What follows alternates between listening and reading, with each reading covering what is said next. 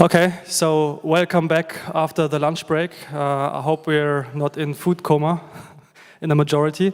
I'd like to introduce the next speaker, which is Ben from Oxbotica. He's going to talk about autonomous driving software. He's from the UK. We were partnering with the UK and the consulate here, and I'm really happy that he made it to Munich and will tell us something about his company and the challenges. Thank you very much. Thank you.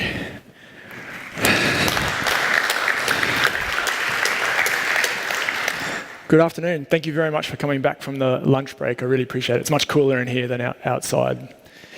I'm going to talk to you today about some of the technology that we have at Oxbotica, but most importantly, I'm going to talk about the products that we have on offer today and how that gets us to self-driving vehicles throughout the world in the future. I'm VP of Technology at Oxbotica, and here are some of the domains and areas that we deploy into right now, with public. We're different to many of the companies that you might have seen in self-driving vehicles where they're promising things in the future. We're doing this right now. We're doing it in Oxford, we're doing it in London, we're doing it in Japan, in California. So I'm going to show you a little bit about the secrets of what we do and particularly what those products enable us to do. So what does Oxbotica do itself? We write software and algorithms to companies that sell hardware, and those kind of companies are OEMs, car manufacturers, vehicle manufacturers, operators in mines, airports, etc. We are selling to clients that are building mobility solutions, and what I mean by mobility solutions is taxi services, delivery services, logistics.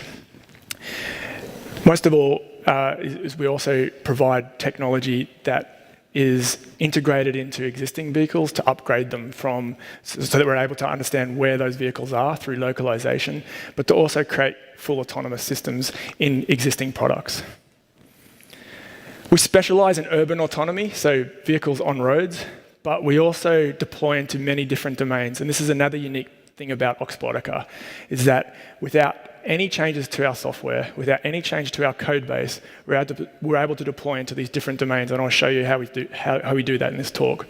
So we do mobility as a service, that's taxi type services, logistics, so that's delivery, last mile type stuff. Off-road, so in jungles, in quarries, we do mining, we do ports and airports. And we deployed this technology into all these domains already. We have one code base. We don't change that code base. We deploy into each of these domains and all the different environments with that single code base without changing any of the software on there. So there's really one code base to rule them all. Just to give you a little highlight of what and where we deploy to. We deploy into mines, tunnels, we deploy into mines that are a kilometre deep below the surface. Nighttime, daytime, any type of weather. Our vehicles are in Oxford, they're in London at the moment, and here's just a couple of pictures of what we do in the UK, self-driving urban vehicles. Unusually, we do pedestrianised environments too, because we don't rely on any infrastructure, and I'm going to dive into that in a second. Because we don't rely on any type of infrastructure, lane marking, street lights, GPS, we're able to go into areas that no other vehicles, autonomous vehicles normally go into. Pedestrianised environments are really interesting. They have different behavioural type conditions that we have to deal with. But it connects the people that normally just use public transport to that public transport or to their vehicles in a parking lot, for instance.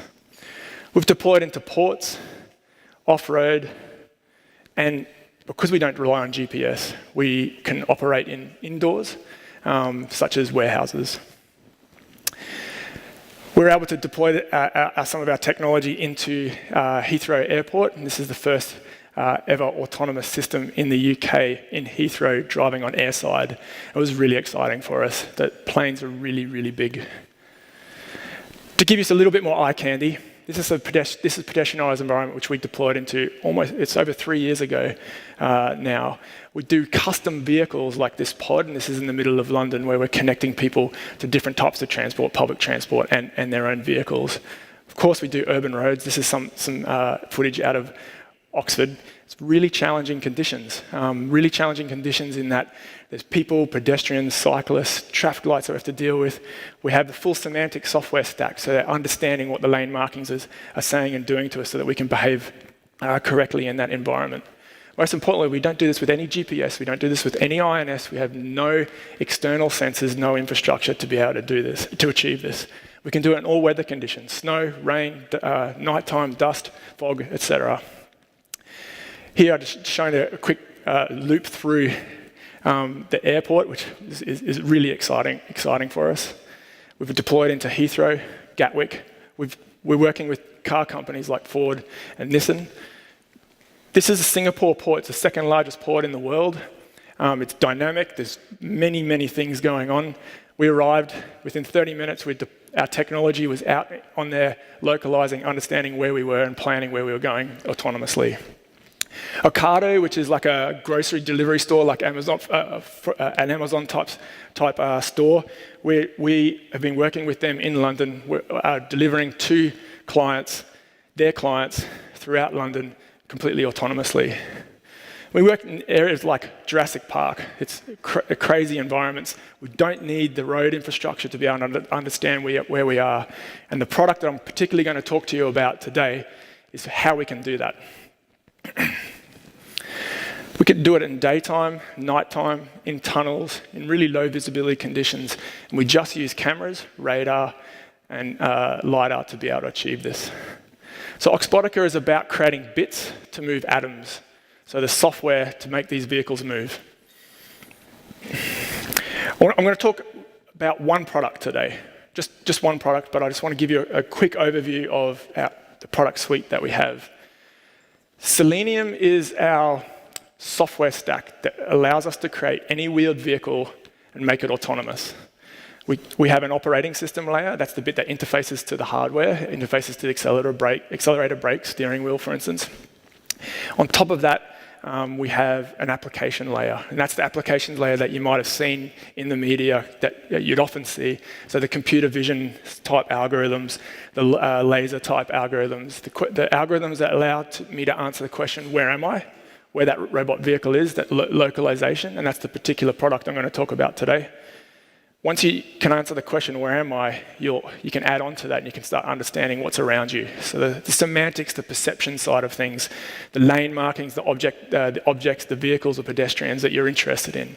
Once you can answer those two questions, where am I and what's around me, you can start making intelligent decisions through the world, right? I can start planning. I can ask myself, what do I do next? So putting all that together gives us our full Selenium software stack that creates a vehicle to make it autonomous. We have a third product, which we call Cesium, and that's the cloud service that allows us to control not just one autonomous vehicle, but entire fleets of those vehicles. I'm focusing on the application layer. That was the middle bit, and I just want to give you a quick overview of some of the things that we offer and some of the things that you'd often see and you would have seen throughout the media. So object detection, vehicle detection, pedestrian detection. We have superhuman traffic light detection. We can see traffic lights and the state of that traffic light many hundreds of meters away, and my poor old eyes or older eyes that can't do that. We have not just in a computer vision environment doing this, we're doing it across LiDAR as well. Because this is a deep tech track, I have to show a little bit of deep learning. This is something I think I'm really proud of. This is the ability to be able to understand where I should drive safely in an environment that I've never been before using a single camera. So I just want to say that again. I've never been here before, and from a single camera, I can highlight where we drive safely. So that's the green pixels on the bottom part of this video.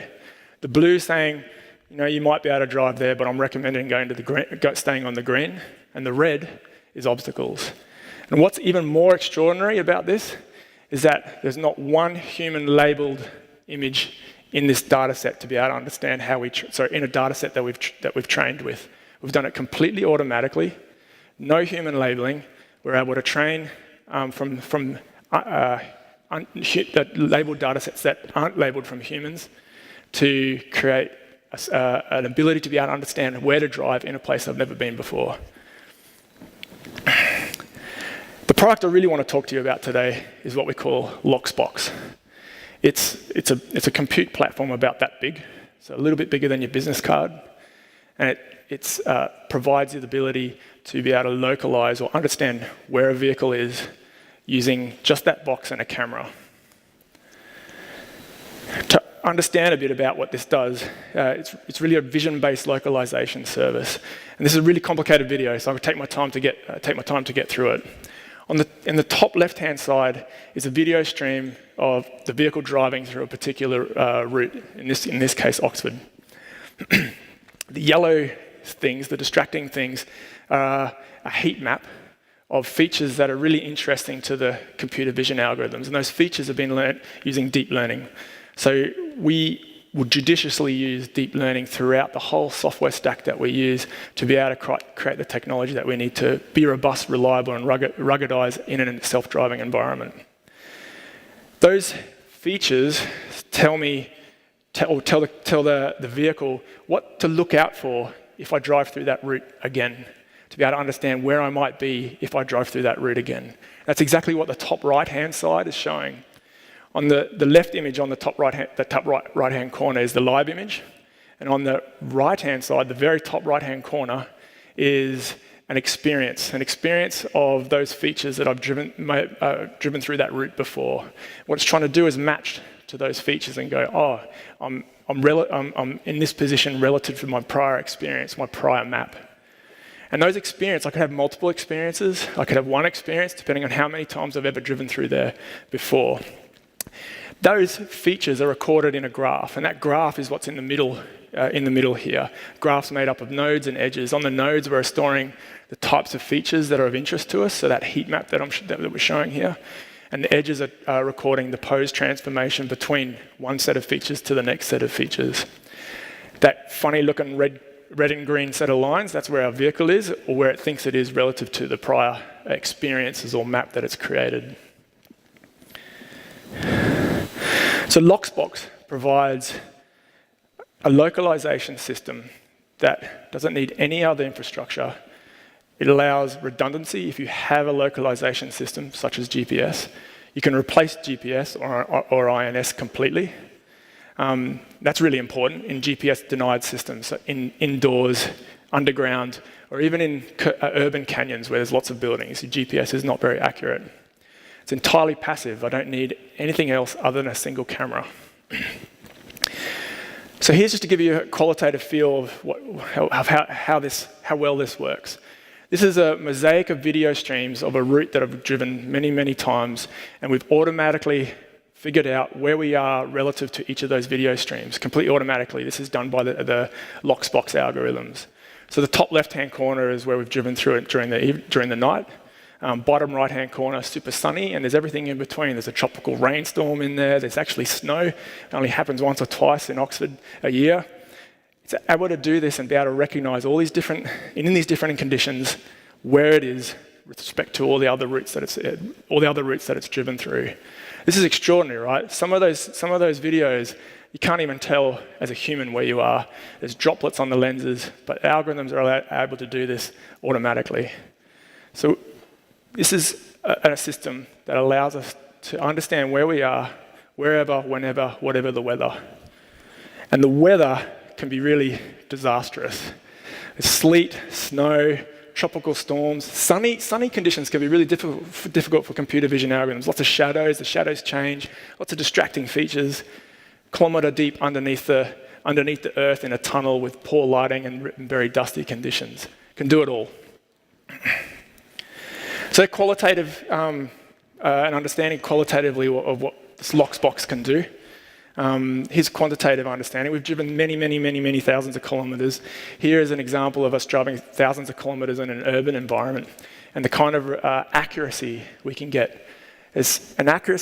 We get a standard deviation in our localization estimate of about 10-20 centimetres longitudinally and laterally. So that's backwards and forwards and across laterally, and less than a quarter of a degree in heading.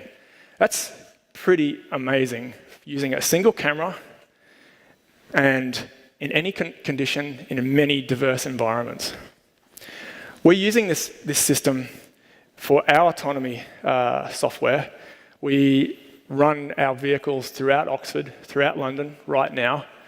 We also deploy this LoxBox into many different customers, OEMs, car manufacturers, vehicle manufacturers right now. So it's different to other self-driving car companies, right? We're not promising in a year or two that we can do something autonomously. We're doing it now, and we're doing it with both products, components of that software stack, and the entire software stack itself.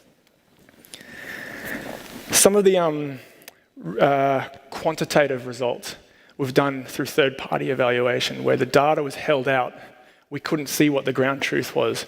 We provided our solution, and they compared to the ground truth. And this is one of the routes. We did this over many routes.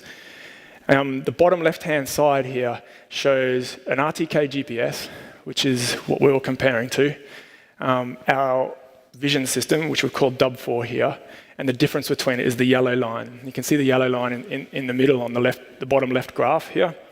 And the standard deviation is around 10 centimeters, and there's a spike at about 200 seconds, a bit past 200 seconds, of about 40 centimeters, and that's actually where we went under a tunnel and the GPS made a jump.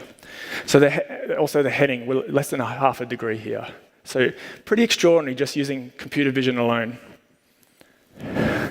Indoors, similar type errors, less than 1/10 of a centimeter in lateral and longitudinal, and less than 0.01 degrees in heading. So just to reiterate what LoxBox is about, CPU only, yeah? Doesn't need a GPU, doesn't need massive air conditioning vents through the back of the car, server racks to keep these things going. This is a tiny little box. No external infrastructure, no GPS, runs at about 20 hertz, can use as many cameras as you want.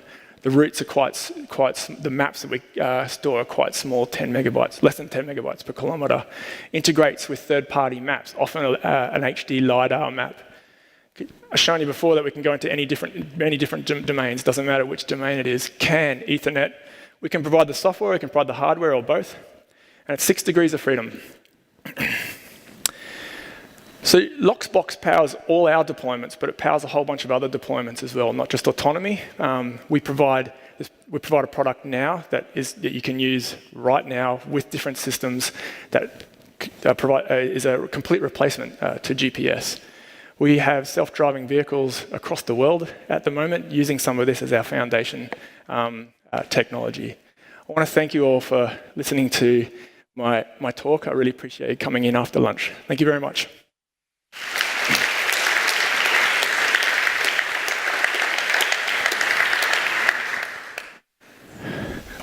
I think when they're coming up, I can answer questions if there are any. So one question, he will be on the panel. Thank you. So, sounds too good to be true. Welcome to Germany. Let me be the naysayer. Why are companies throwing billions and billions at this business? And yeah, it just sounds too good to be true. So what about the LiDARs? What about the mobile eyes? What about the NVIDIAs? You don't need a GPU, you don't need anything. So what is people doing? Like how have you cracked a problem that seems so tough to solve that the Googles of this world can make it on their own? I think there was a couple of questions. I think the first question is why do this at all? And it's been projected to be $1 trillion market.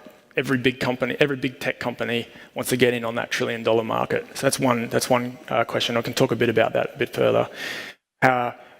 You're talking about the NVIDIAs or the Mobileye's of the world and how we do it differently.